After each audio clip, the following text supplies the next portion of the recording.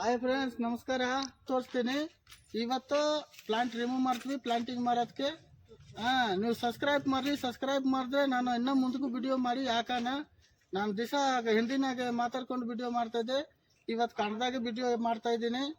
ಹಂಗೆ ಲೈನ್ ಆಗಿರ್ರಿ, ನಾನು ಎಲ್ಲರ ಬಗ್ಗೆ ತೋರಿಸ್ಕೊಡ್ತೀನಿ. ಕಿಸಾಟನ್ ಬಗ್ಗೆ ಬನ್ನಿ ನೋಡಿದ್ರೆ ಹಾರ್ಡ್ನೇ ಇರೋ ಪ್ಲಾಂಟು